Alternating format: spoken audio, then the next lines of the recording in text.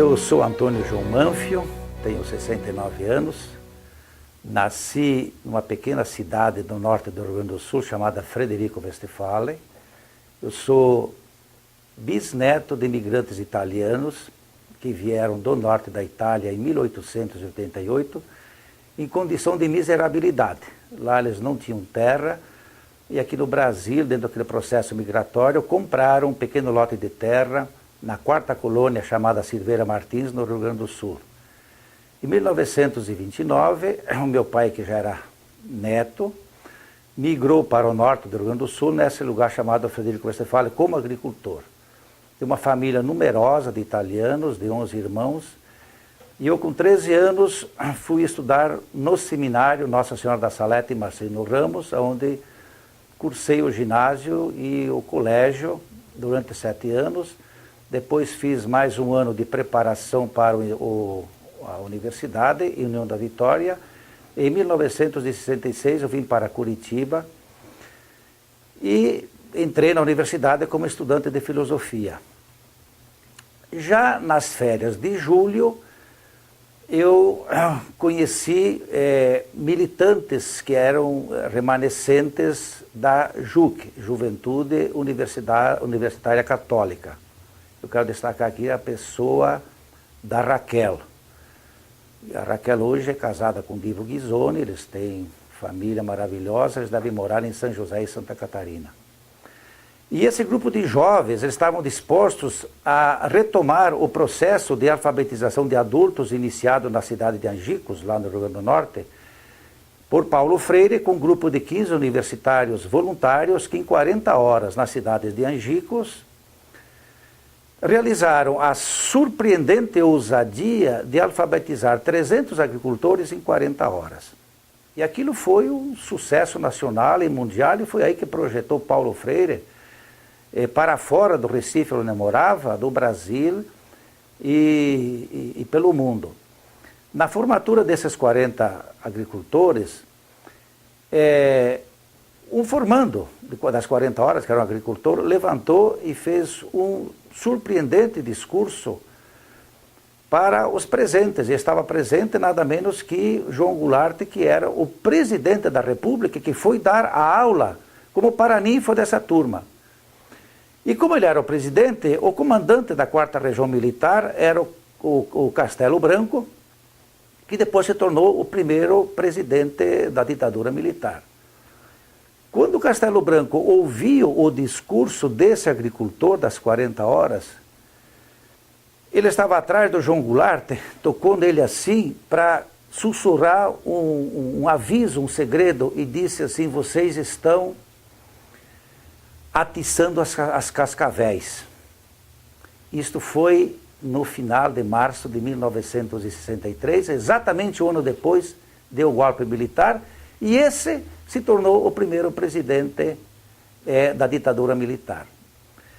Então, todo o processo em 63 tomou conta da UNE, da Igreja Progressista, das dioceses, intelectuais, universidades, e aqui onde eu estudava na Faculdade de Filosofia, Ciências e Letras da Universidade Católica do Paraná, havia um grupo de jovens que eram remanescentes da JUC e queriam retomar esse processo de alfabetização, e eu ingressei nesse grupo, mas era ainda um seminarista do Instituto Saletino aqui em Curitiba.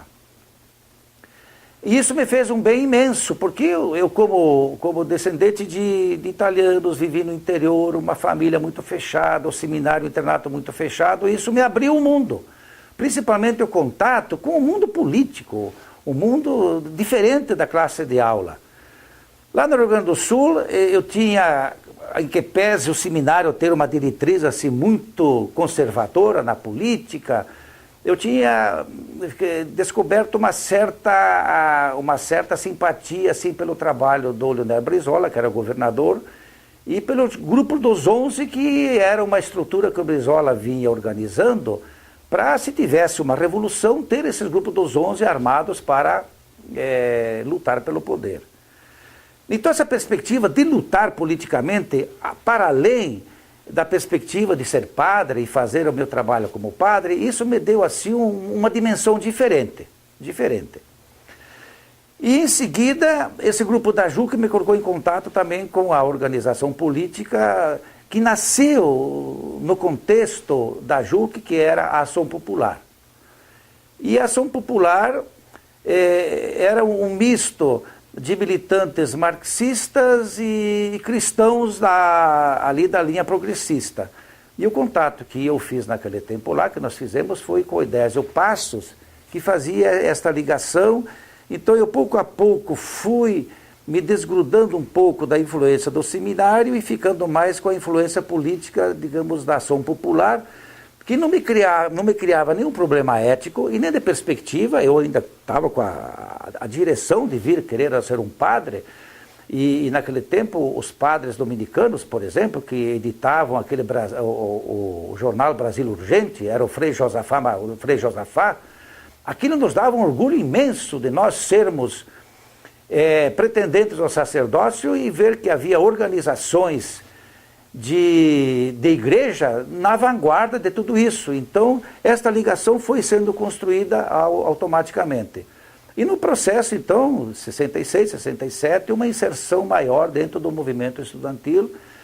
E em 68 eu fui eleito presidente do diretório acadêmico da Faculdade de Filosofia, Ciências e Letras, num contexto de radicalização do movimento estudantil. E como presidente do diretório, e já com aquele entusiasmo desta ética de mudança, com essa ética revolucionária, aquele mix de mística saletina que propunha, de fato, a incorporar aquelas diretrizes do Concílio Vaticano II, do adornamento proposto pelo Papa João XXIII, e com esse encontro, com esse contato com os militantes da Ação Popular, isso nos potencializava assim para o que desse e vier, e o movimento estudantil era o movimento assim que nos fazia andar. Mas não só isso, a AP começou também nos induzir a fazer uma inserção no meio operário, para conhecer o meio operário. Então, eu passei também a me ensinar no meio operário como operário. Eu passei a trabalhar naquele tempo aqui na refinaria de açúcar Emílio Romani. Obviamente que havia todo um trabalho de desfazimento do jeito da gente, de seminarista, de estudante, para ter um pouco de cara operária. E eu fui trabalhar no setor de empacotamento, então havia aquelas mulheres que empacotavam assim com uma agilidade, e o pacote vinha, você já tinha que dobrar, empacotar, e já vinha outro, e depois de 10 minutos já estava extremamente cansado, e aí ela me socorreu assim com todo o apoio, com toda a afeição assim, e começou a surgir uma desconfiança que eu não estava ali como sendo operário. Quer dizer, como é que esse cara, ele não é operário? Então foi gerando assim uma desconfiança. Aí então, depois de um mês e pouco, eu preferi abandonar esse trabalho ali e passei a fazer um trabalho no sudoeste do Paraná, aproveitando os contatos com paróquias que nós tínhamos. E era a orientação que a AP, que já estava também se organizando com o Partido Comunista do Brasil, o PCdoB, para tentar bases de guerrilha no sudoeste do Paraná, onde tinha tido a revolta dos agricultores em 1956, pela posse da terra, e aquela questão de grilagem de terra, assim, havia remanescentes de grupos e padres progressistas que estavam lá. Então eu fui trabalhar um tempo lá, pelo menos 2 meses, durante as férias, para tentar identificar possibilidades de aumentar bases guerrilheiras. Então também foi uma experiência que eu fiz assim, fora do movimento estudantil. Mas no movimento estudantil especificamente, quer dizer, foi talvez a tomada da reitoria, aqui em maio, não sei precisar o dia, em maio de 68, que foi um cerco fantástico, a polícia cercou, e foi uma coisa assim, dos fatos épicos, assim, curiosos, porque nós arrancamos a estátua do ex-reitor e então ministro da Educação, Flávio Suplicy de Lacerda, e apedrejamos a estátua, assim como uma espécie de... Já que a gente não podia ganhar da ditadura, então quebramos um dos símbolos, que era o ministro da Educação, naquele tempo ele queria introduzir o ensino pago na universidade, e nós enfiamos uma corda pela boca que foi arrebentada assim, e arrastamos ele pela calçada da Rua 15, enquanto ele era intensamente apedrejado pelos que estavam ali, numa ovação assim, um misto de de festa e também de uma ingenuidade total, achando que aquilo ia resolver, quer dizer, o problema da ditadura. E aí, na sequência, depois, então, a preparação do 30º Congresso da UNE, que foi em Biúna, e eu, como presidente do diretório, eu era delegado nato e tinha que preparar também os outros, então era muito trabalho de assembleias, de organização e sempre enfrentando a repressão da ditadura, que ele sempre estava ali. E o Congresso, então, foi frustrado em Biúna, eu fui um dos que estavam presos lá. Recentemente eu fiquei sabendo que o prefeito de Biúna criou uma espécie de mausoléu lá na praça para os presos, e tem o nome lá dos, parece que 780 presos, e um deles consta lá, Antônio João Manfio também, que foi preso lá em Biúna. E ficamos alguns dias presos, lá no presídio Tiradentes, depois fomos libertados, e em seguida tivemos inúmeras manifestações aqui, e no dia 18 de outubro teve uma manifestação muito participativa, numerosa, e a repressão baixou violenta e o pau quebrou o dia inteiro aqui na Rua 15, nas imediações, aqui da Praça Osório, aqui Biblioteca Pública, essa região aqui, o pau quebrou o dia inteiro. E nessa manifestação acabou gravemente ferido no meio da pancadaria que teve, o capitão da Polícia Militar, que era o Sérgio Bastec Ramos. E o dia seguinte a imprensa publica uma nota dizendo que eu tinha sido o agressor e que já com prisão preventiva decretada. E eu fiquei sabendo do negócio, que eu estava numa banca da revista olhando os jornais e de repente eu vi a manchete assim, né, dizendo que o seminarista Antônio João Manfio era o agressor e com prisão preventiva decretada. E aí eu corri no escritório do advogado Lamartine Corrêa de Oliveiras, que era amigo nosso, e ele também participava desta ala do cristianismo, da igreja avançada, e tinha muita simpatia também pelo trabalho da AP, pela educação popular. Ele era além de advogado, ele era um amigo e um conselheiro de todo esse trabalho que a gente fazia assim. E ele me disse: Manfio, olha, eu vou cuidar do teu caso, mas você vai ter que se esconder. Então eu parti para a clandestinidade. Eu fui lá para o sudoeste do Paraná, onde tinha aqueles esconderijos que eu já tinha descoberto antes, e fiquei por lá até que o Dr. Lamartine conseguiu relaxar a minha prisão preventiva, e daí eu voltei. E em seguida realizamos o congresso que tinha sido frustrado em Biúna, que já a UNE decidiu não mais fazê-lo unificado, mas fazê-lo assim segmentado por regiões. E nós fomos nos enfiar lá na chácara do Alemão e todos fomos presos, entendeu? Não deu nem para comer o churrasco que a gente ia preparar de almoço lá. E o Alemão, ele era um chacareiro, ficava atrás do quartel aqui do Boqueirão. Imagina, hoje é tudo cidade ali, mas era uma chácara grande que ele tinha ali, e não sei quem que tinha feito o contato, eu acho que foi o pessoal da CEL, porque eu acho que ele vendia verdura aqui para a CEL, coisa assim. Então ele nos alugou a chácara, as dependências que ele tinha lá, aqueles barracões, galpões, mas ele também não sabia, na verdade, o que era. Era uma reunião de estudantes, a gente disse que era uma churrascada de final de ano. Assim foi a divulgação, assim, e também ela não era tão clandestina dessa maneira, né? Mas a polícia sabia e fomos presos, e dos presos 15 foram selecionados, entre os quais eu, e aí então veio o processo, o IPM, e fomos todos condenados a penas diferenciadas. Eu fui condenado a 4 anos de reclusão, mas a minha pena depois no STM, no Superior Tribunal Militar, foi reduzida para 2 anos. Mas em seguida também me levaram a São Paulo para responder o processo pela prisão lá de Biúna. Então lá também eu peguei 2 anos, na segunda auditoria de guerra lá de São Paulo, que também depois no STB foi reduzida para 6 meses. Então eu cumpri integralmente 2 anos de prisão, 6 meses em São Paulo e 18 meses aqui em Curitiba.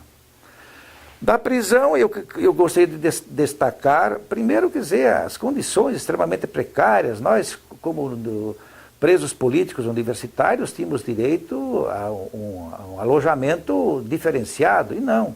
Nós tivemos o mesmo alojamento que os presos comuns, o mesmo rigor carcerário, E as mesmas restrições, as mesmas privações, sem sola, sem atendimento médico, sem atendimento dentário, e a gente dormia com a luz acesa.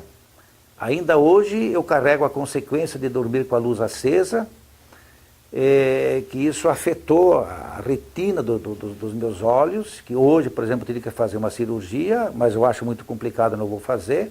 Tenho uma visão que ficou afetada por sempre dormir com a luz acesa, quer dizer, não ter podido, quer dizer, fazer essa quebra entre o dia e a noite.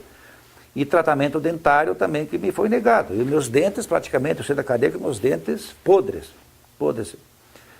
Hoje ainda estou consertando meus dentes, já fazendo implantes, porque aquele trabalho de restauração de pontes móveis, pontes fixas, tudo aquilo que fiz depois não suportou.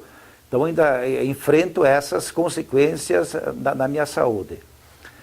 Mas na cadeia, ainda quer dizer, se formou então por parte das famílias um chamado coletivo das famílias. Então havia algumas mães ou amigas das mães que se tornaram de fato um apoio imenso para nós, porque todos os domingos elas vinham com coisa para comer, com alguma guloseima que não se tinha acesso ali, e depois o conforto de passar pelo menos 2 horas com pessoas da família. Eu não tinha, minha família morava no Rio Grande, mas eu tinha um colega, que foi colega de seminário, o Pedro Golim, que tinha uma grande semelhança física comigo. Até o pessoal pensava que éramos irmãos, mas éramos apenas colegas. Então ele sempre me deu esse apoio,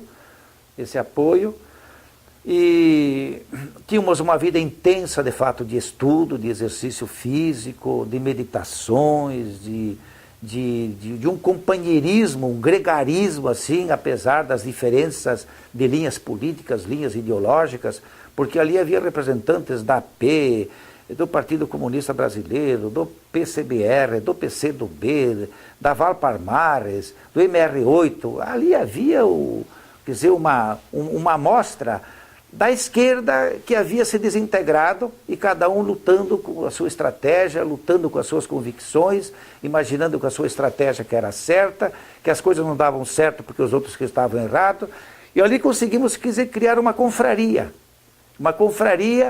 em que sobreviver com alegria dentro do cárcere, pouco a pouco foi se colocando como um objetivo que era benigno e salutar para todos, e ninguém procurava convencer ninguém da sua verdade, ao contrário, era um ecumenismo que fez bem a todos. E para mim, que eu era um militante ainda novato nessas questões mais complicadas, mais complexas da esquerda brasileira, eu não tinha um estudo ainda teórico do problema do Brasil, do problema da revolução, das revoluções soviéticas, cubana, maoísta.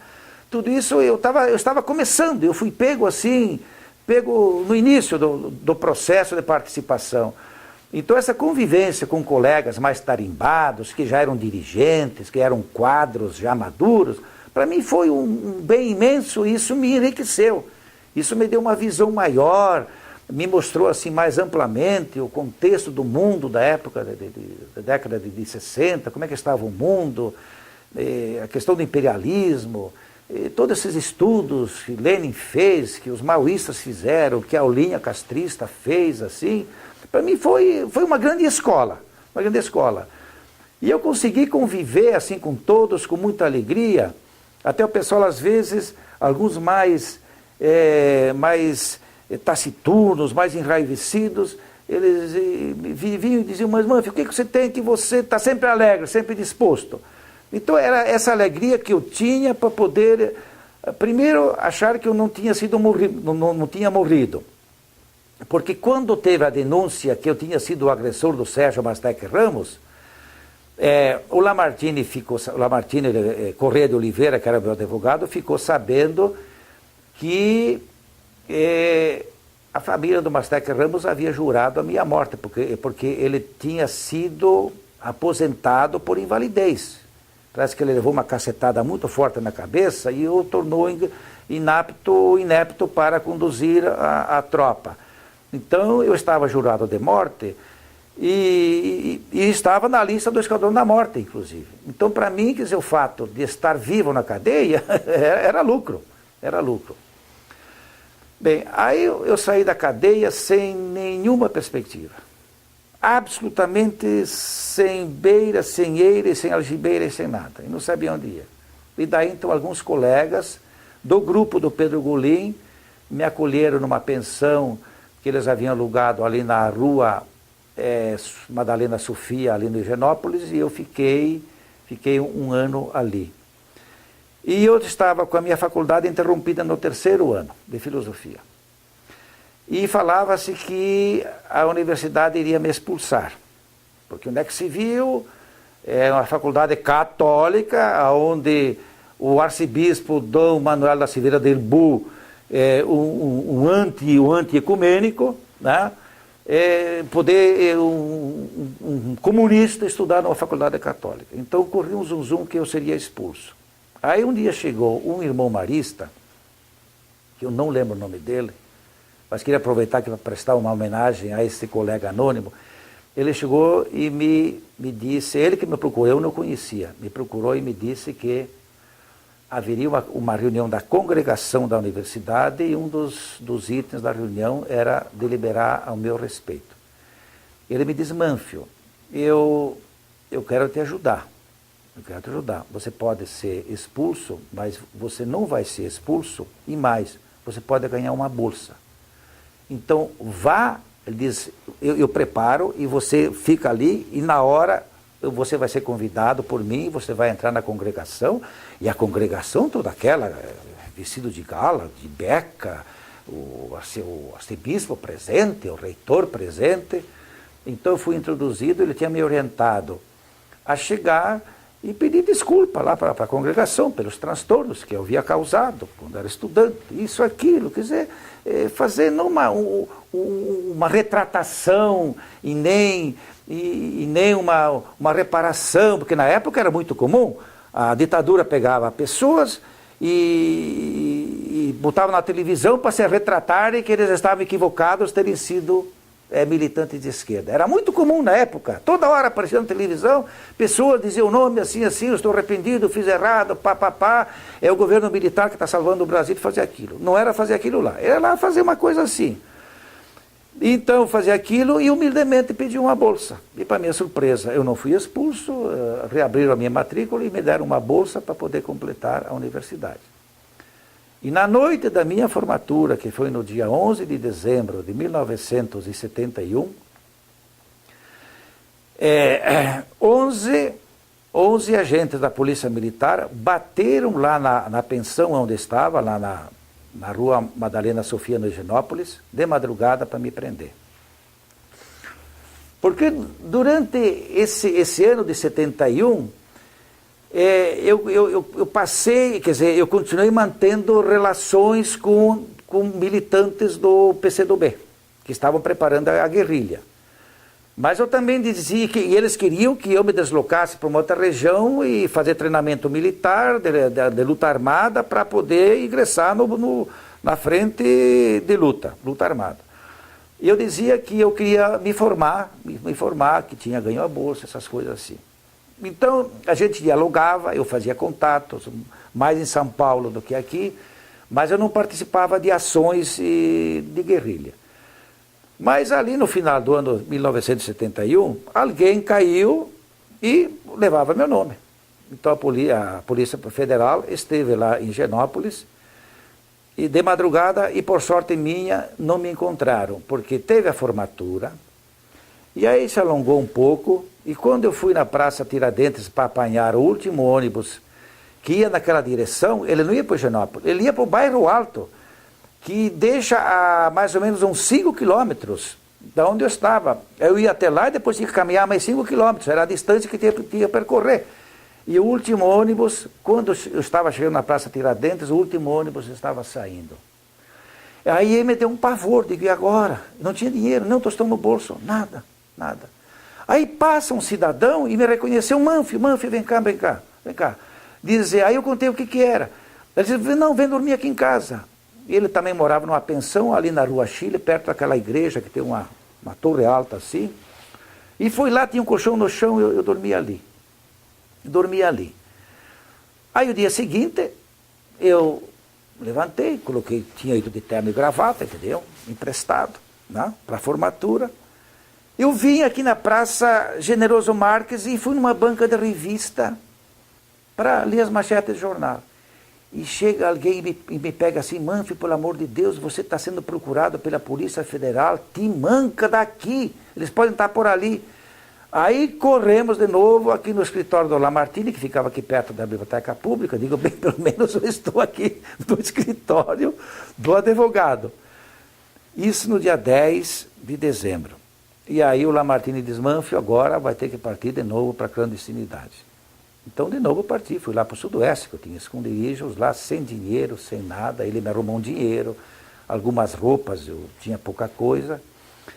E aí, então, foi uma coisa terrível, porque aí eu percebi que a vida não tinha mais sentido para mim, tudo era sombrio, longe da família, longe dos amigos, tinha perdido os contatos com o pessoal do seminário onde eu estava, com o pessoal da P, da JUC, não conhecia mais ninguém. Aí os dias para mim na clandestinidade eram terríveis e eu disse, o que eu vou fazer? Não tinha mais sentido, não tinha mais sentido. Eu disse, eu vou voltar para Curitiba e nesse tempo eu estava no Rio Grande do Sul, estava em Caxias do Sul. Digo, eu vou voltar para Curitiba, eu tinha uma tia que morava lá, ela me arrumou um dinheiro e eu peguei o ônibus para vir para Curitiba. E aconteceu um fato muito interessante ali, na viagem. Ali na BR-116, em Lages. Lá de madrugada, o ônibus vinha vindo assim, e uma barreira do exército parou o ônibus, e passou a fazer a revista nos passageiros. E eu não tinha nenhum documento, não tinha nada. Porque com a prisão me tomaram tudo e não tinha recuperado nada, não tinha nada. Eu era um anônimo, Bem, começaram a fazer a revista, entraram três soldados, dois com o fuzil com baioneta, a baioneta na ponta, e um para pegar os documentos assim. Digo, pronto, agora chegou minha vez, porque eu estava no escadão da morte, para ser liquidado, ainda em função da denúncia do Mastec Ramos. Eu digo, bom, agora chegou minha vez. Eu comecei a me preparar, digo, eles me pegam aqui, me levam aí, me fuzilam, que era a base. Eles pegavam e levavam por ali, fuzilavam e deixavam o cadáver ali, entendeu? Que vinham fazendo. Digo, bem, chegou minha vez, digo, e agora? Aí me deu um pavor. Eu suei frio, aí minhas entranhas se mexeram. Digo, o que eu faço? Me deu uma angústia, assim, terrível. Mas aos poucos eu fui me acalmando. E eles vinham vindo. Eu era o último sentado na direita, assim, perto daqueles banheiros que tem no ônibus, assim, o último sentado ali. E se alguém estava dormindo, eles pegavam a baioneta e cutucavam, assim, para a pessoa acordar, com a baioneta calada, assim, apontando a baioneta. E vinham vindo e digo, e agora, o que vai acontecer comigo, assim? Como era o último, vieram vindo, aí quando estavam chegando perto de mim, aí eu me concentrei assim, fiquei assim concentrado, assim, de olho fechado, para não ver nada. E aí aconteceu um fenômeno, eu não sei como é que os psiquiatras, psicólogos e terapeutas interpretam, mas eu senti a minha alma sair de dentro de mim. A minha alma saiu de dentro, eu senti a minha alma se desgrudar de mim e formar uma espécie de aura, uma espécie de bolsão, uma espécie de útero de proteção assim. E eu ali assim, de olho fechado. E aí eu era o último, quando o soldado apontou a baioneta para me cutucar, para me acordar, o comandante deles, que vinha pegando os documentos, ele segurou a baioneta e disse, não, nesse você não mexe. Viraram as costas, saíram, e eu lá naquela situação assim, que nem esperando para ser morto.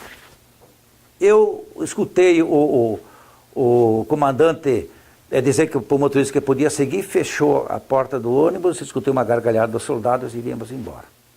Bem, eu nunca interpretei isso, se fui salvo pelo anjo da guarda, se esse fenômeno de fato aconteceu. O fato real é que eu não fui abordado em que todos eram abordados, estavam dormindo com cutucões da baioneta, e se me pegasse ali sem documento, eles iam me segurar, iam investigar, iam ver quem eu era, e não tinha como ali.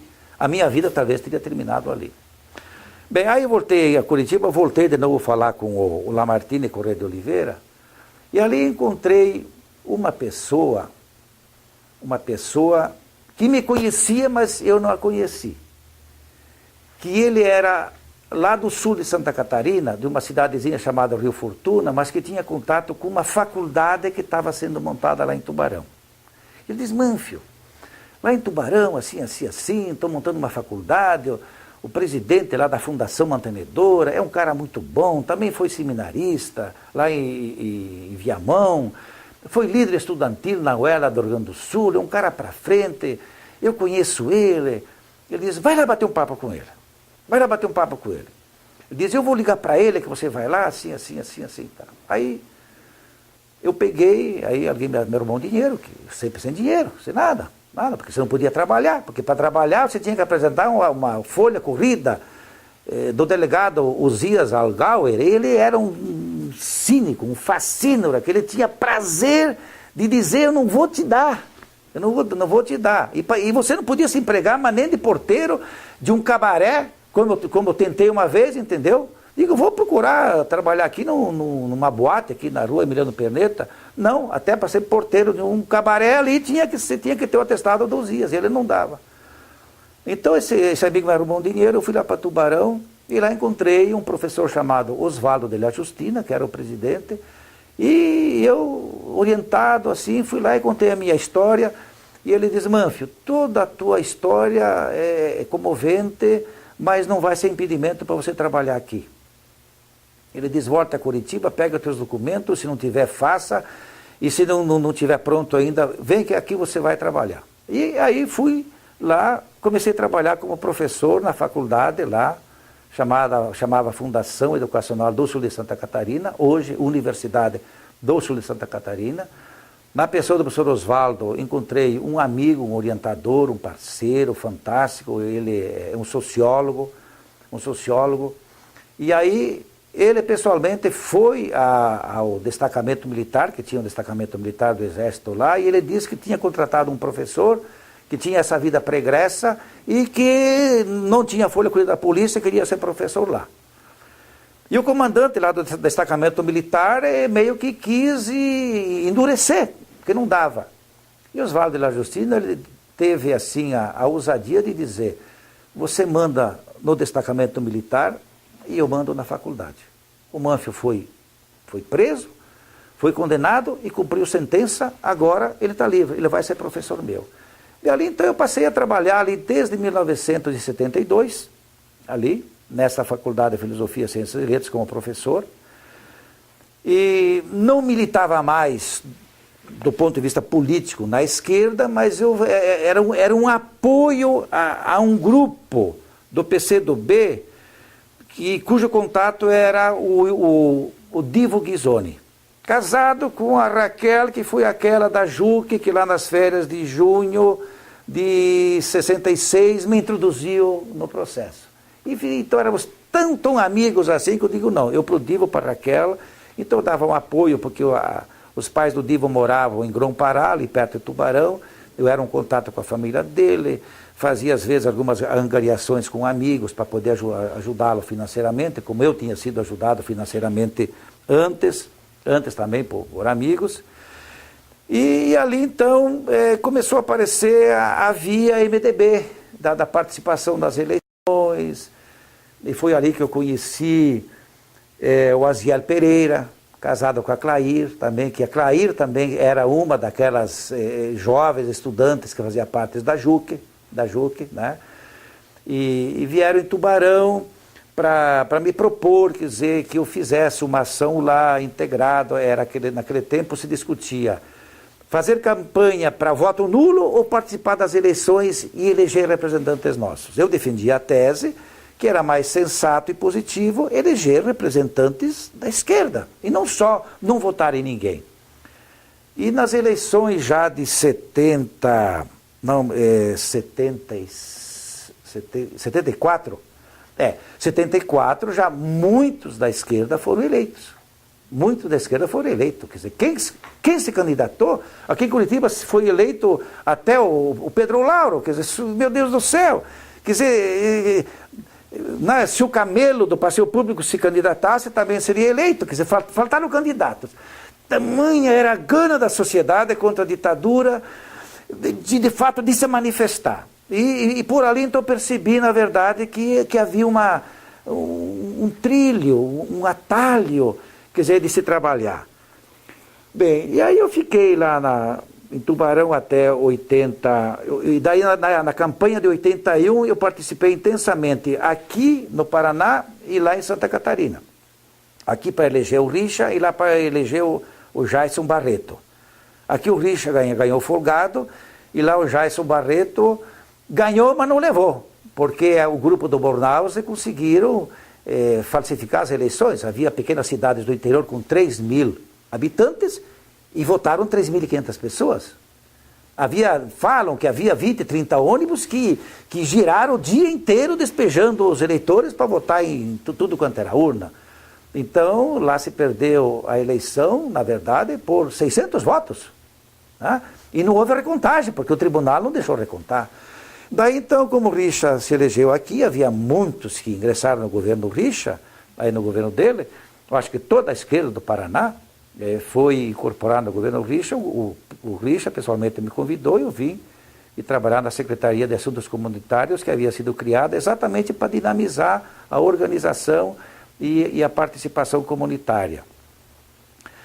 E ali então, quer dizer, eu fiz o meu trabalho sempre, quer dizer, com aquele denodo, com aquele entusiasmo, com aquela vibração, de se buscar já a esquerda totalmente destroçada, porque eu acho que foi em 1985 que conseguiram desbaratar os últimos que ainda restavam em Florianópolis, depois da guerrilha do Araguaia.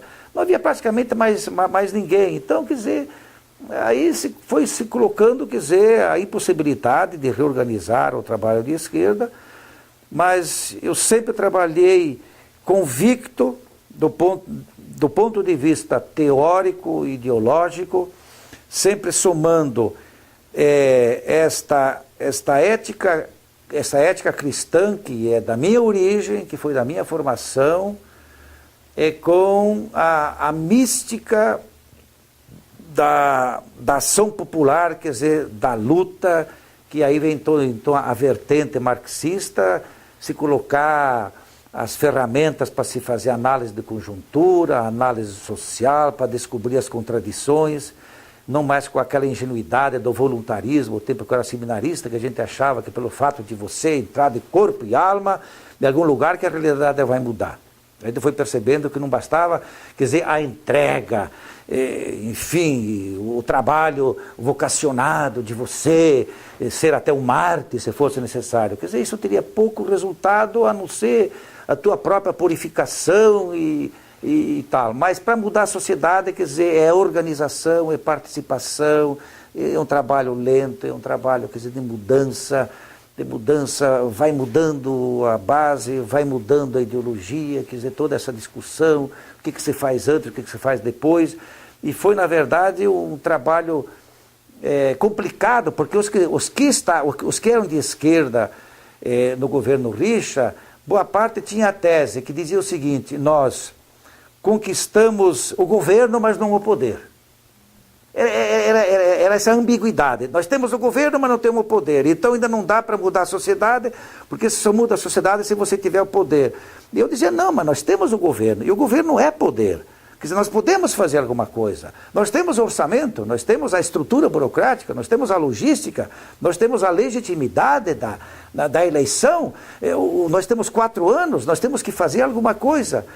E ali, então, eu passei na Secretaria de Assuntos Comunitários a organizar muitos seminários para remobilizar aquelas comunidades que eram remanescentes ainda das comunidades eclesiais de base que havia no interior, dentro dessa ideia de revolução celular. Se não dá para mudar a sociedade como um todo, muda o bairro, muda a aldeia, muda alguma coisa. E naquele tempo ali, a partir de 83, você lembra que 83 foi um ano terrível, foi 3 meses de chuva direto, a grande enchente de todo o sistema do Rio Iguaçu, o alagamento de todas as cidades, desde Curitiba até a União da Vitória. União da Vitória, eu participei inclusive da equipe de salvamento desse grupo, porque eu trabalhava na Secretaria de Assuntos Comunitários. Então, quer dizer, foi um ano assim, um ano terrível, primeiro ano de governo, então era dos mutirões, e nesse espírito de mutirão eu consegui coordenar um mutirão no município de Ipitanga. Nós, no mês de julho, mobilizamos 25 mil pessoas de todas as escolas do interior, 100 escolas participaram. Num mês nós reformamos, reconstruímos ou construímos 100 escolas. Num mês. Com um custo que se o governo fizesse seria 4 vezes maior. Em função da participação. Então o Richa, que era governador, se entusiasmava muito assim, com esses aportes de organização e de participação. E ele era de fato assim, um governo muito líder, muito democrático, muito sensível assim, a organização, a participação, coisas que depois se perderam em seguida, quer dizer, na sucessão, né, quando entrou o Álvaro Dias, que depois em seguida se chocou com os professores e passou a se tornar, quer dizer, o avesso do que era, porque ele era professor, era jovem, se depositava uma grande confiança nele, assim, e passou a ser o avesso disso dali, assim. Então a minha militância foi muito assim, sempre trabalhando em cima de 2 colunas. Quer dizer, o que me demandava? O cristianismo que eu havia incorporado, quer dizer, desde a infância, e o que me dizia ser possível, quer dizer, a partir da teoria leninista, marxista, maoísta. E eu gostava muito do Mao Tse-tung, muito, quer dizer, aquele livrinho dele, Pensamento de Mao Tse-tung, eu tenho o livro original ainda, todo amarelo assim, aquelas lições, aqueles pensamentos, aquelas coisas assim, aquela pedagogia dele de falar com o povo, de ensinar a teoria mais complicada, assim, da dialética marxista, e em pequenos aforismas, misturando, quer dizer, toda aquela tradição da cultura chinesa, assim. Então eu me liguei muito, quer dizer, nessa perspectiva, assim, maoísta, e que também identificava, na origem, a agremiação a qual eu tinha pertencido, que era a P, e depois uma passagem rápida, assim, pelo Partido Comunista do Brasil. Bem, talvez eu queria destacar ainda algumas coisas.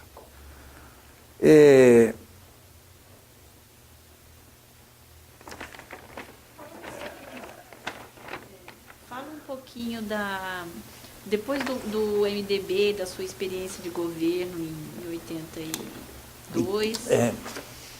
Se você continuou foi para o PMDB ou partiu para outra frente, ou ficou na militância político-partidária, como é que ficou a sua...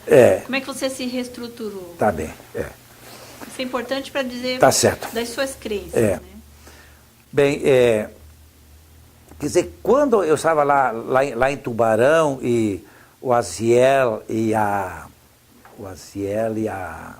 esposa dele, a Clair, me procuraram, eu lá já tinha relações informais com o MDB, relações informais. A partir dali eu passei a me estreitar mais com o MDB.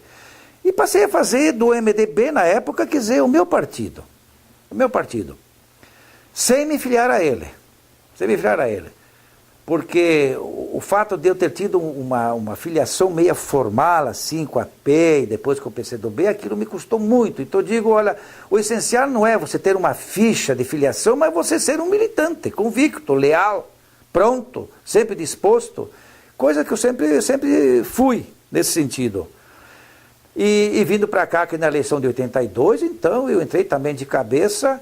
E o Scalco, que era um dos líderes, que também tinha as minhas características de AP, de cristão, assim, era com ele que a gente mais trocava ideias e orientações, e eu tinha como uma espécie de conselheiro político, assim, sobre como é que a gente devia agir, assim, né? Mas sempre fui fiel, por exemplo, quer dizer, na campanha pelas diretas já, que é o primeiro comício do Brasil, foi feito aqui na Boca Maldita, e eu fui do grupo que organizou o comício. eu, Romanelli, mais alguns ali assim, que iniciamos. E não se tinha nenhuma perspectiva que a gente reuniria 3 mil pessoas. E reunimos 15 mil pessoas aqui na Boca. Coisa que depois em Anhangabaú teve 2, 3 milhões de pessoas. E eu já vi a imprensa paulista falar que o primeiro comício pelas diretas já foi feito em São Paulo. O primeiro comício, isso pode os pesquisadores fazerem a genealogia dos comícios. O primeiro comício pelas diretas já foi realizado aqui em Curitiba, não sei a data, mas deve estar ali nos jornais, e eu fui um da equipe que ajudou a organizar. Bem, depois quando teve, então em função do jeito histriônico do Álvaro Dias e tal, aí houve o racha no PMDB, e então todo esse grupo do Richa, Scalco, e aí então pensaram em criar o PSDB. E eu fui convidado para fazer parte desse grupo, porque era o grupo natural. O pessoal que estava, digamos, com o PMDB, parecia que era o pessoal maculado já pelo poder e pela direita.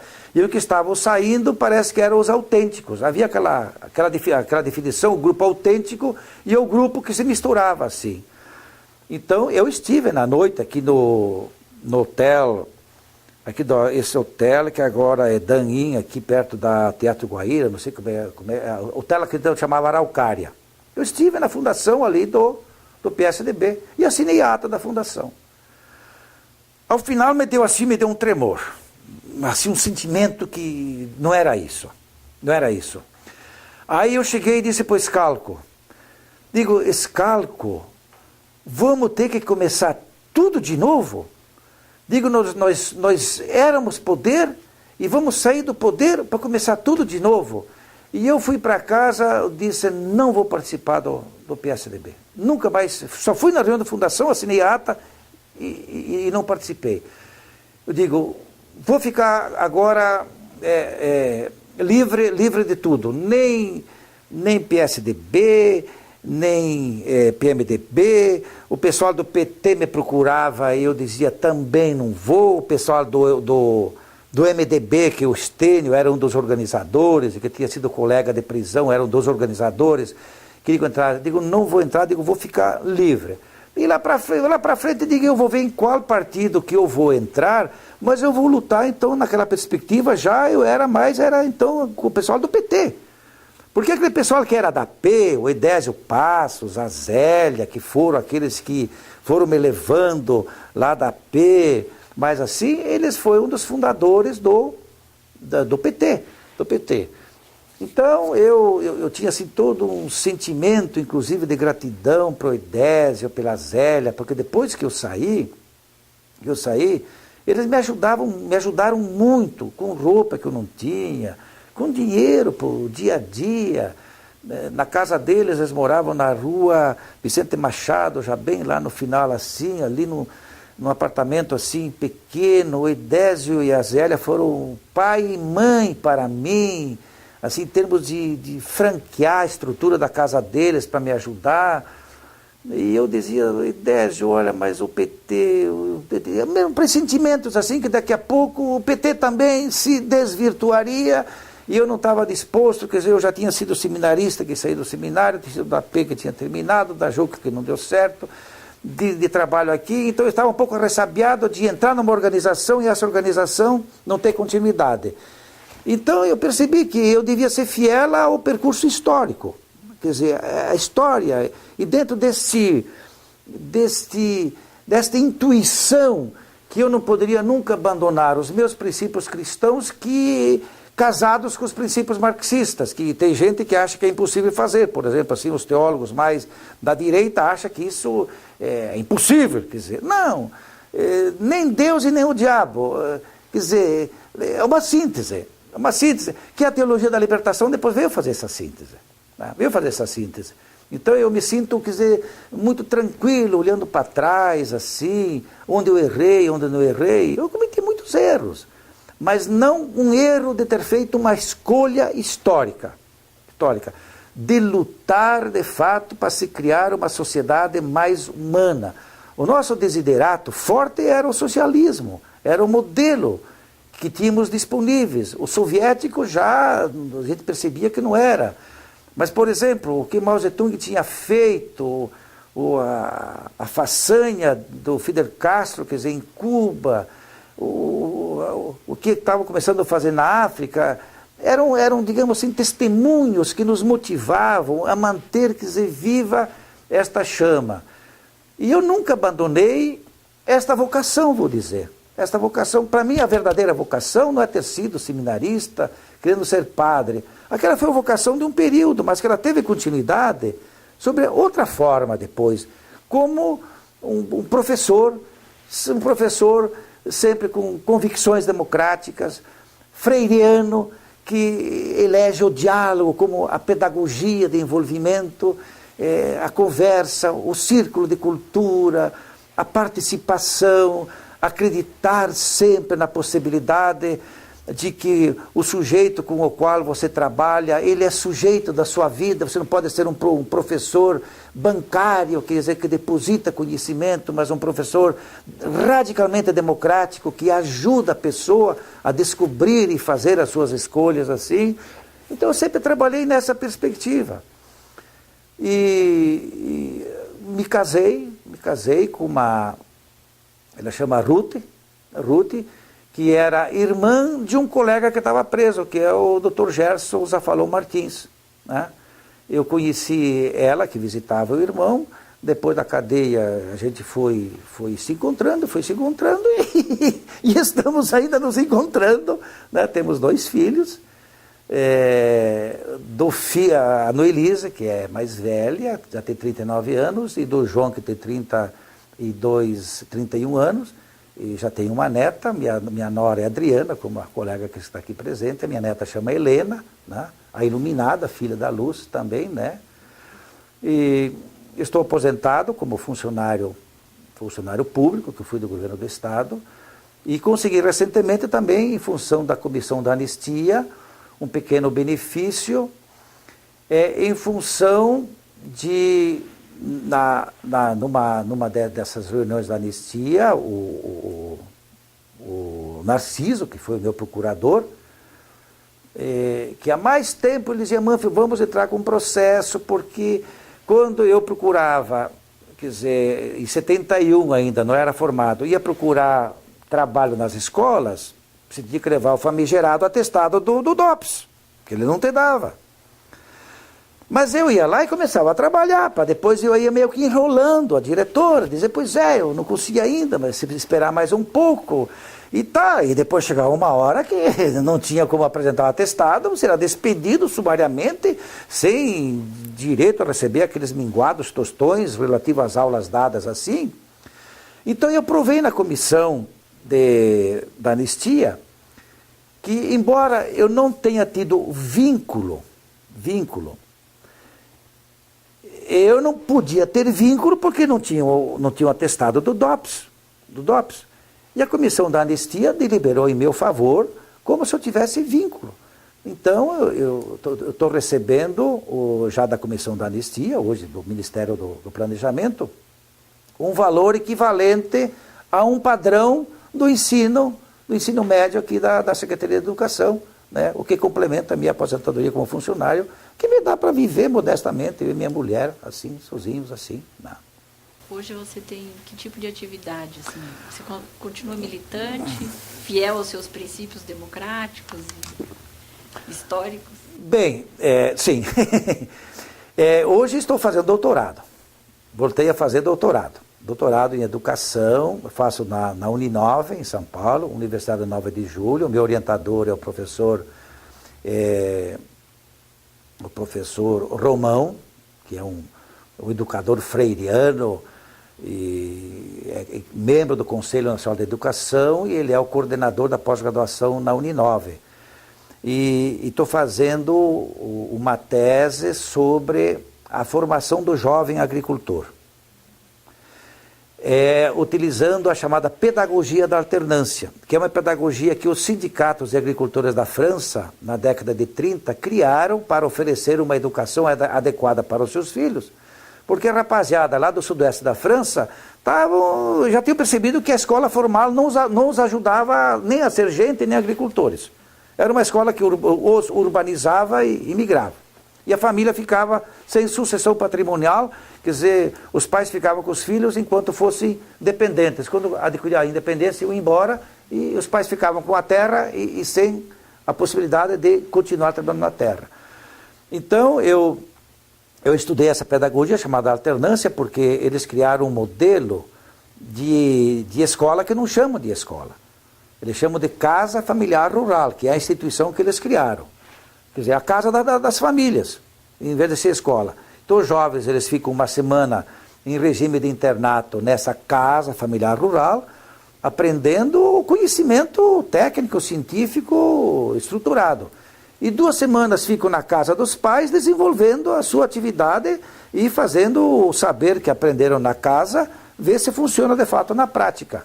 Então, a minha tese vai ser sobre a pedagogia da alternância combinada com a pedagogia de Paulo Freire. Resgatando, quer dizer, as duas histórias, porque a pedagogia freiriana nasceu fora da universidade, nasceu para alfabetizar agricultores, mas do interior do Nordeste, e a pedagogia da alternância também nasceu de agricultores, fora da universidade, fora do modelo burocrático, para oferecer formação para jovens que não queriam frequentar a escola formal, porque eles achavam que não os ajudava nem a ser gente e nem a serem trabalhadores. Então, eu estou estudando e quero consolidar esta filosofia, né? Esta filosofia que se combina, né? Entre a pedagogia freiriana e da alternância, e radicalmente estribado ainda nas convicções democráticas, políticas. Não estou filiado a nenhum partido assim, mas em função do que eu já falei, de estar meio arressabiado, de me vincular formalmente, e depois os dirigentes traem as causas e você fica igual ao pintor, quer dizer, dependurado, quer dizer, sem a escada e com o pincel na mão. Mas sempre ajudei esses movimentos, manifestações, passeatas, grupos, ajudando fisicamente, ajudando às vezes com algum recurso também, e apoiando nessa perspectiva da educação. Eu entendo que cada jovem que eu ajudo pela pedagogia da alternância freiriana a permanecer numa propriedade rural, que é a propriedade que os migrantes estruturaram a partir do final do século XIX, será um cidadão de bem, produzindo alimentos sadios, né?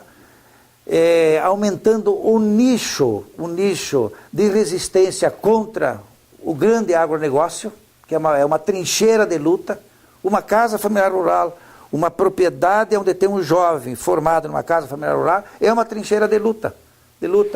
E dentro da concepção da revolução celular, tá lá, quer dizer, uma trincheira tipo favo de mel, quer dizer, pequenas trincheiras que são fortins, que não se deixam contaminar nem pela ideologia consumista, nem pelo agronegócio, mas são alternativas que sobrevivem como uma forma de resistência. Então, porque as ideias também não podem ficar só no livro, uma ideia no livro não tem muito valor. É muito melhor que a ideia esteja na cabeça de alguém, que esteja nas mãos de alguém, que o ideal esteja numa família, num grupo de jovens, numa organização, num grupo de professores ou de educadores. Assim eu entendo que eu vou, não mais com aquelas estratégias da esquerda, da década de 60, nem da proposição da guerrilha da década de 70, que se achava que a gente poderia, quiser multiplicar aqui aquilo que Fidel Castro tinha feito em Sierra Maestra assim, e tal, mas é numa outra modalidade. Em todo caso, é a minha recusa determinante de não ser considerado um consumidor dentro da sociedade, assim me recuso a ser isso dali, e um militante, isso quero fazer para os próximos 50 anos, pelo menos, né?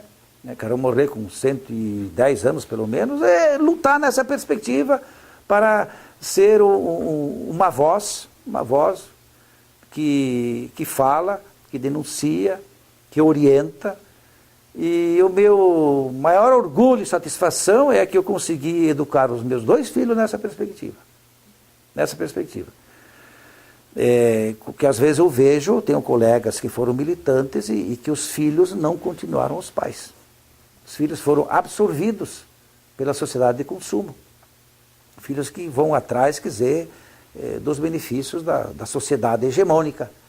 Então, se eu conseguir educar 2 filhos nessa perspectiva, como pai, eu me sinto extremamente gratificado e consigo fazer como profissional nesses espaços da pedagogia da alternância e da freiriana com outros jovens também, e preferi o meio rural porque eu sou originário, quer dizer, desta fronteira da pequena propriedade de agricultura familiar. Terminado o seu doutorado, você vai seguir para o campo? Bem, eu continuo, quer dizer, eu dou assistência a esse movimento. Eu dou assistência a esse movimento das casas familiares rurais. Vamos falar um pouquinho do famigerado delegado Osias, que é uma figura emblemática desse período, né? Qual foi o seu contato com ele? Bem, o Osias Allgäuer talvez a figura da raposa se aplique. Quer dizer, um sujeito asqueroso, um sujeito cínico, um sujeito cruel, um sujeito mau. De estando na tua frente assim, aquela estrutura assim, meia nanica, de mão no bolso atrás do gabinete dele, com o revólver em cima da mesa, assim, né?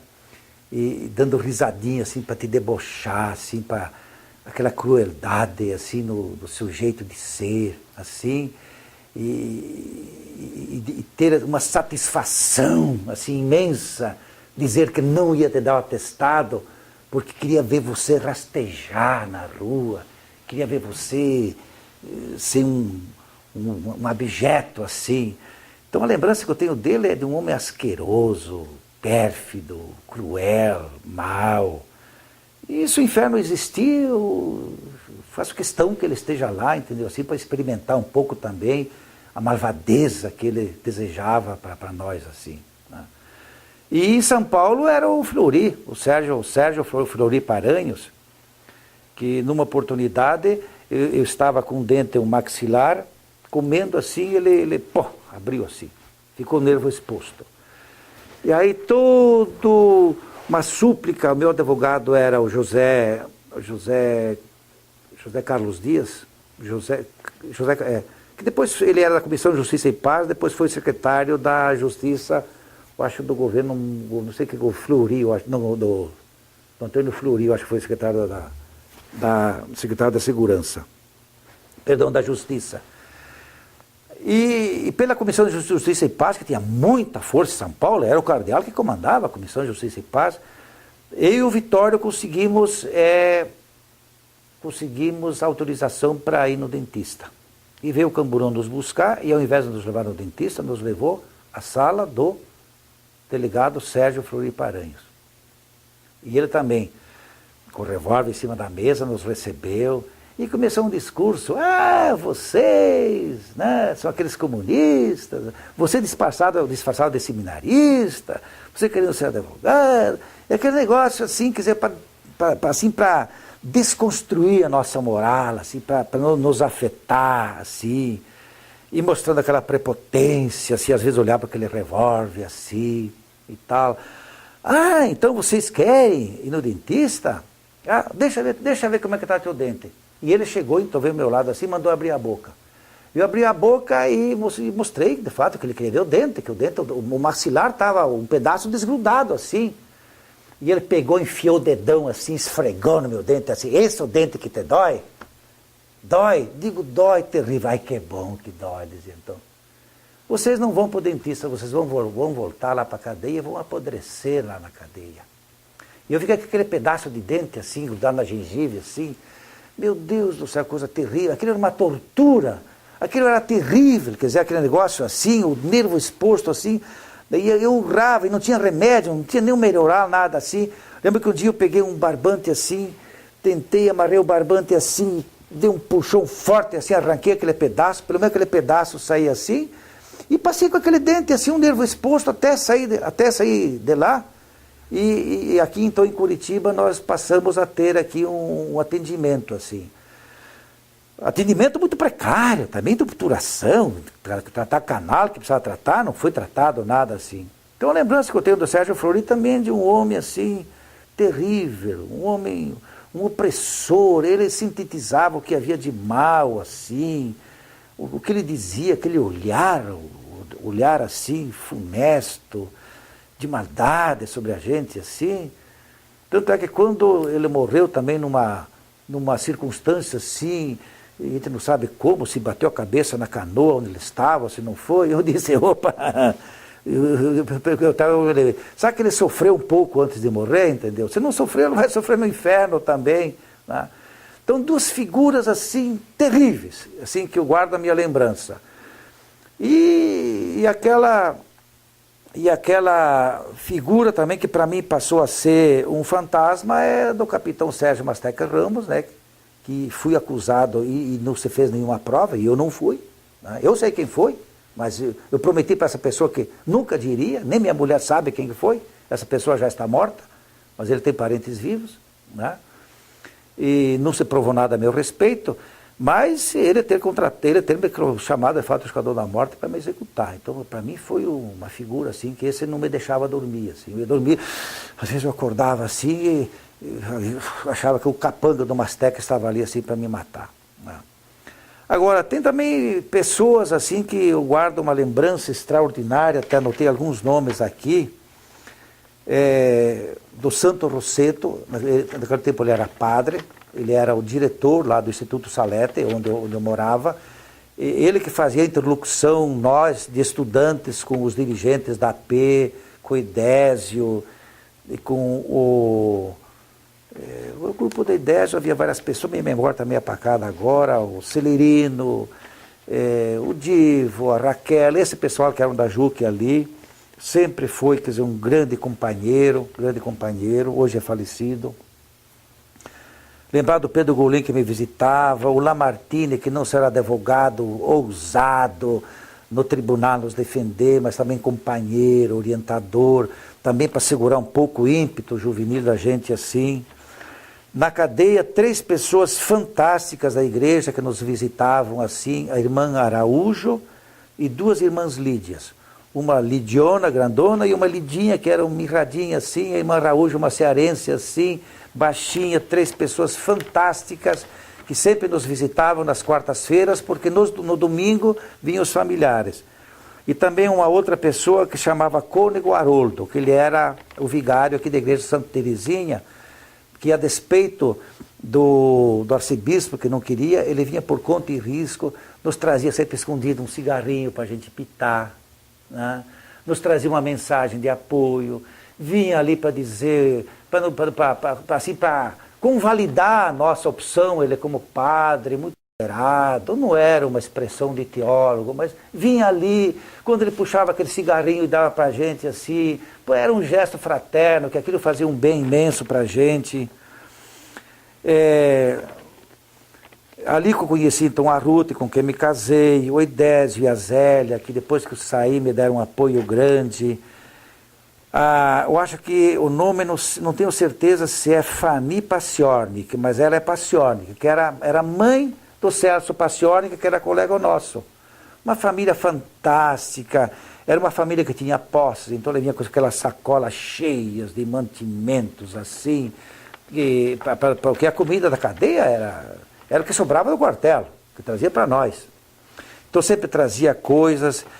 E a dona Paciornik tinha uma pequena loja aqui na Generoso Marques. E ela era uma super mãe, uma coisa fantástica. Um dia eu estava passando ali na Generoso Marques, em 1971, quando não tinha nada, já depois da cadeia. Eu estava passando mal vestido, uma botina já toda arrebentada, assim, ela me viu passando e me chamou, Manfio, vem cá. Manfio, você está muito mal vestido. Ela tinha uma loja. Me levou lá dentro da loja. Ela escolheu uma calça para mim, escolheu meia para mim, escolheu cueca para mim, escolheu camisa para mim, escolheu uma japoninha para mim. e pegou a minha roupa e disse, não vou te dar porque você depois vai vestir essa, entendeu? Se você precisar, depois eu vou te vestir de novo. Então você está passando na rua e uma pessoa que era do grupo, do coletivo das mães, das senhoras lá, te chamar para dentro da loja e te veste com uma roupa um pouco mais decente, são lembranças que às vezes eu choro, assim, de emoção. Assim, a solidariedade que a gente tinha nessas pessoas, assim, de um lado aqueles facínoras, quer dizer, da ditadura, né, que queriam ver a gente, quer dizer, apodrecer, e do outro lado ver pessoas assim, de um coração imenso assim, que aos 69 anos não tenho nenhuma vergonha de chorar. Como eu chorei quando dei meu depoimento na Comissão a Comissão da Verdade aqui, porque eu disse, olha, é uma emoção que vem, porque se não fosse isso, talvez nós não teríamos suportado o sofrimento da cadeia. Quer dizer, o isolamento, quer dizer, todo aquele estigma, quer dizer, que se fazia em cima da gente, assim. Então, quer dizer, são gestos, assim, que, como é um depoimento gravado, eu queria deixar gravado, porque certamente que a Fanny Lerner está no céu, impossível ela não estar no céu, de tão boa que ela era, assim, eu sempre desejei isso a ela. E eu não tive apoio da minha família, porque eram de pequenos agricultores lá do Rio Grande do Sul, pobres, e que nunca, nem meu pai e minha mãe me visitaram em São Paulo. O Padre Santo, que ele estava no instituto, levou eles a São Paulo, mas não pude falar com eles. Eu só pude, quer dizer, eu só os vi que vieram lá no Presídio Tiradentes, pela grade da janela, eles entraram no portão, assim, que eu tinha recebido a informação de um outro padre que eles vinham me visitar, então eu só pude vê-los. Abri o portão, o Padre Santo, meu pai e minha mãe entraram no pátio, mas não puderam entrar. Não puderam entrar. Então eram coisas terríveis, as maldades que a ditadura fez. Tem gente hoje que tem saudade da ditadura. Porque a ditadura... Digo, pois é, você pode ter saudade da ditadura. Mas porque hoje, quer dizer, existe liberdade em excesso. E eu fui um combatente pela liberdade. Eu fui uma das vítimas justamente para poder construir aquilo que hoje talvez tenha em excesso. A juventude hoje não tem restrições, quer dizer, tem tudo à disposição, mas naquele tempo lá, na Praça Tiradentes, a partir das 10 horas, se você cruzasse ali, você podia ser preso e te derem sumiço. E não dava satisfação para ninguém. Então, eu acho que a história mudou, eu acho, com a contribuição nossa também, uma juventude de fato assim, altruísta, ninguém pensava, quer dizer, ser profissional daqui, ganhar dinheiro. Não, a gente pensava era mudar a sociedade, mudar essa ideia do humanismo trazido exatamente assim pelo Concílio Vaticano II e pela Igreja Progressista e pelas comunidades de base, assim, que eu estava muito presente, essa ideia de que é possível regenerar o homem. Um homem regenerado. O que é um homem regenerado? É um homem de bem. Quer dizer, uma mulher de bem, uma família de bem, que possa viver com dignidade. E para isso tem que ter uma estrutura que impeça a exploração do homem pelo homem. Era a análise que se fazia. O capitalismo que se assenta em cima da exploração do homem pelo homem, ele não possibilita que as pessoas vivam humanamente. Serão sempre, quer dizer, objetos de manipulação. Então, eram algumas pessoas que eu queria deixar registrado aqui a minha imensa gratidão a essas pessoas, que talvez nunca mais vou me encontrar com elas, nunca mais, mas que me ajudaram a suportar os rigores carcerários, que se não fossem elas, talvez, eu não sei se não teria ficado louco, débil mental, ou sei lá, né? Ou ter ido na televisão, como faziam outros, e pedir isso e fazer um retrato. Quer dizer, eu dizia, se me pegarem, pode me matar na tortura, mas eu não vou abrir a boca. Essa era a minha disposição. E a gente fazia exercícios de mentalizar isso dali. Se me pegarem, pode me matar no pau de arara, pode me matar de choque elétrico, mas não vou dizer uma coisa. Porque a ditadura me prendeu e ela é inimiga e eu não vou negociar com o inimigo. Era uma coisa assim, eu cultivava esta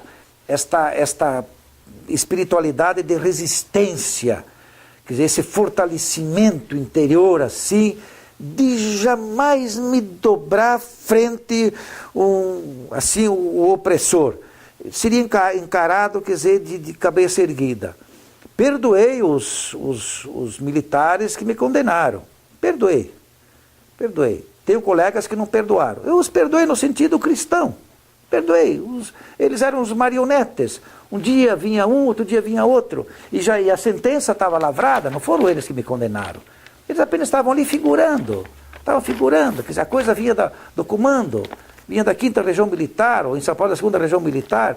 Então eu digo, não, vocês são uns panacas, são uns marionetes. Quer dizer, então eu os deletei da minha cabeça. Digo, porque de repente eu fico com aquele ódio internalizado e aquilo só vai me prejudicar. Então eu joguei para fora a lembrança deles, perdoando-os, diz que o perdão esquece. Perdoei, esqueci e não me prejudico assim. Mas a lembrança que eu tenho, quer dizer, dessas pessoas que me ajudaram e que só pensar nelas ainda...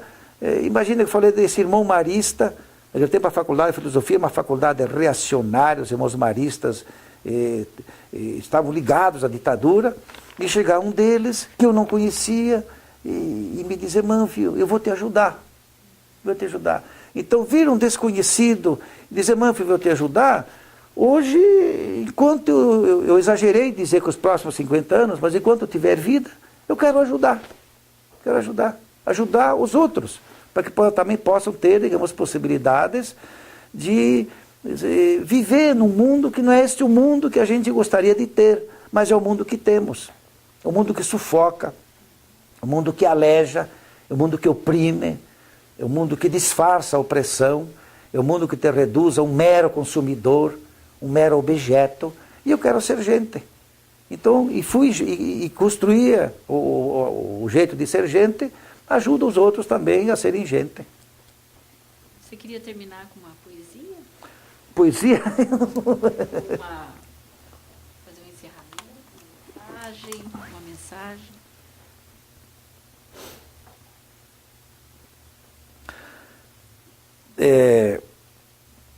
Eu queria terminar com uma frase de Paulo Freire, que é o meu educador, e eu faço parte do Instituto Paulo Freire, fomos amigos, inclusive o mês que vem eu estou indo lá para Angicos conhecer o cenário onde foram feitas as 40 horas que deram esse milagre para o mundo. Ele tem uma frase que ele sempre citava, e nós freirianos citamos, que a mudança é difícil, mas é possível e urgente. E perguntaram a ele antes de morrer, ele morreu no dia 2 de maio de 1997, novo ainda. Como é que ele gostaria de ser conhecido? Então eu vou fazer minha as palavras de Paulo Freire. Aquilo que eu vou dizer é o que o Paulo Freire dizia. Eu gostaria de ser conhecido como alguém que amou profundamente a vida, amou o seu ideal, amou a sua família, amou as suas opções, amou os alunos que eu tive, amou as pessoas com que eu convivo, amo minha mulher, amo meus filhos, e por amar pessoas concretas, eu me habilito também a amar todos aqueles que lutam por um mundo onde o amor seja possível.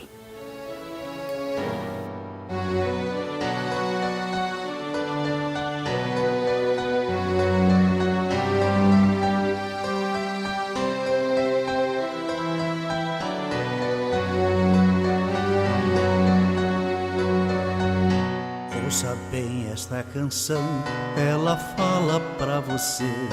Ela fala de um tempo que ninguém pode esquecer, de um tempo em que alguns homens impuseram a tirania, muitos outros responderam com a sua rebeldia. Os tiranos implantaram longa noite de terror, tentaram calar a todos, provocando muita dor. Censuraram a cultura e toda a cidadania, calaram toda a voz, promovendo a vilania.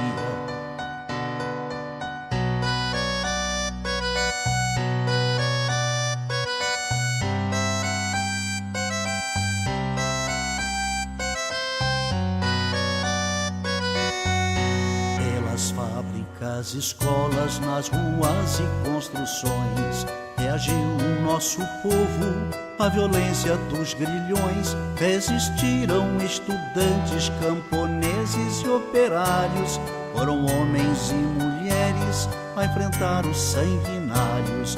Três Reis, Zé e Désio, Seixas, Isis, Marighella entregaram suas vidas pra vida ficar mais bela. Muitos outros foram mortos por lutar contra a opressão, ou desaparecidos, ou no exílio ou na prisão.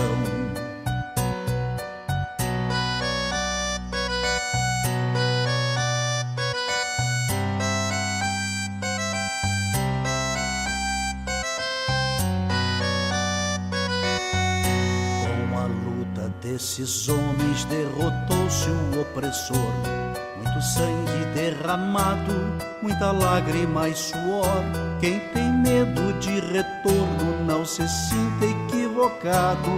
O terror que foi um dia poderá voltar dobrado. A mesma vigilância de quem ama a liberdade poderá impedir que volte o império da maldade. Mas a luta continua por justiça e pelo pão, pela reforma agrária, por saúde e educação.